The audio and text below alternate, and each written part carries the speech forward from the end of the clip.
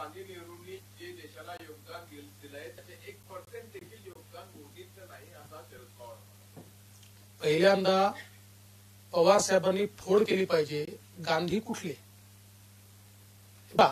महात्मा गांधींच्या नावाच्या मागे जे गांधी लपतात त्यांच्याबद्दल जर पवार साहेब बोलत असतील तर त्याची उत्तरं खूप देता येतील.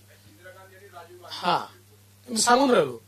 कारण मला असं वाटतं की महात्मा गांधींच्या विचारावर जेवढं काम मोदीजींनी केलं आहे तेवढं काम काँग्रेसनी केलं नाही. म्हणजे आज आपण पाहू शकतो सेवाग्राममध्ये इतके वर्ष काँग्रेसची अधिवेशनं झाली पण एक पैसा त्यांनी दिला नाही सेवाग्रामला. आज सेवाग्रामचं संपूर्ण जे परिवर्तन झालं आणि सेवाग्रामला राष्ट्रीय स्तरावर आम्ही आणलं.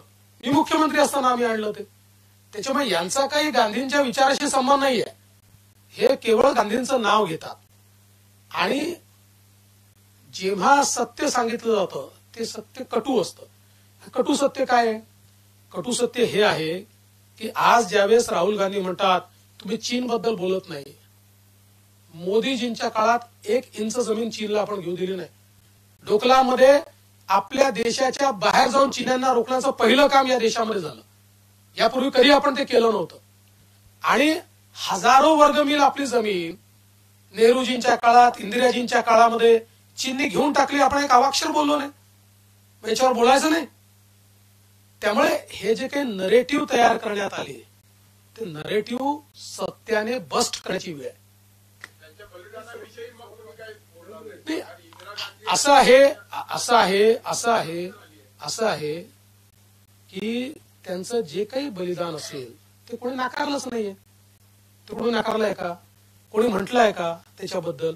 पण याचा अर्थ ज्या चुका झाल्या आहेत त्या चुका सांगायच्या नाही असं कसं होईल? त्या तर सांगावंच लागतील. शेवटचा प्रश्न शेवटचा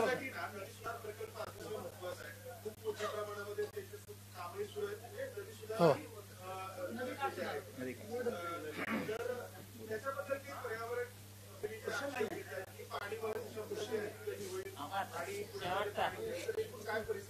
बघा काय असतं कुठल्याही गोष्टीला 3 बाजू असतात. एक तुमची बाजू, एक माझी बाजू आणि खरी बाजू.